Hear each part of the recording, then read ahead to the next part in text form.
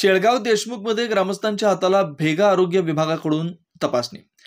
मेहकर तालुक्यातील शेळगाव देशमुख इथं ग्रामस्थांच्या हाताला भेगा पडण्याच्या प्रकारामुळे खळबळ उडाली आहे। या गंभीर आरोग्यविषयक तक्रारीमुळे आरोग्य विभागाने तात्काळ दखल घेतली असून एक विशेष पथक गावात पाठवण्यात आले। मेहकर तालुक्यातील शेळगाव देशमुख या गावात 14 ग्रामस्थांनी हाताला तीव्र भेगा पडत असल्याच्या तक्रारी आरोग्य विभागाकडून नोंदवल्या। विशेष म्हणजे हा प्रकार केंद्रीय आरोग्य व आयुष राज्यमंत्री प्रतापराव जाधव यांच्या गृहमतदारसंघातील आहे, त्यामुळे प्रशासनही सजग झालंय।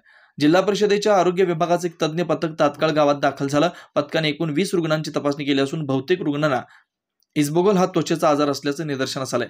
या आजाराविषयी वैद्यकीय पथकाने दिलेली माहिती आहे महत्त्वाचे। रुग्णांना हा आजार मागील 12 महिने ते 5 वर्षापासून आहे। यापैकी अनेक रुग्णांवर बुलढाणा आणि अकोला येथील त्वचारोग तज्ञांकडून पूर्वीपासूनच उपचार सुरू असल्याचं निष्पन्न झालंय। डॉक्टरांच्या माहितीनुसार हा आजार संसर्गजन्य नसून त्याचा पाण्याशी कोणताही संबंध नाही। विविध हानिकारक रसायनांच्या किंवा प्रतिजन्य पदार्थांच्या संपर्कात आल्यामुळे शरीराच्या स्वयंप्रतिकार शक्तीमुळे हा त्वचेचा विकार निर्माण होतो, असंही स्पष्ट करण्यात आलं। मेहकर तालुक्यामध्ये शेळगाव देशमुख नावाचं एक गाव आहे। त्या ठिकाणी आम्हाला पदाधिकाऱ्यांकडून कळलं की काही हाताला ॲलर्जी असल्याचे त्रास होणारे पेशंट आहेत। आम्ही टीम पाठवली।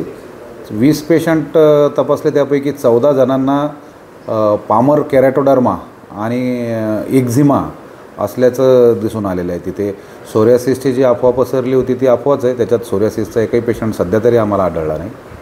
आणि याच्यामागं एक्झिमा किंवा केराटोडर्मा होण्याचे कारणं असे आहेत। केराटोडर्मा म्हणजे आपल्या तळ हाताची स्किन ठीक होते आणि त्याला खाज सुटते, त्याला आपण केराटोडर्मा प्लस एक्झिमा असं त्याला टर्म देतो।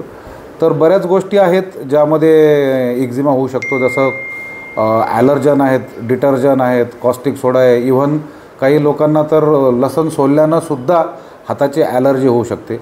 अशा प्रकारे तो एक्झिमा होतो। आणि केराटोडर्मा मोस्ट प्रॉबेबली हा ऑटोइम्यून असतो, तर त्या ऑटोइम्युनिटीमुळे बऱ्याच लोकांना केराटोडर्मा होतो। हे एक शेळगाव देशमुखला निघालेले पेशंट ते काही काल आज निघालेले नाही आहेत, मागच्या 8 ते 10 वर्षापासूनची हिस्ट्री आहे आणि ते ऑन ट्रीटमेंट आहेत।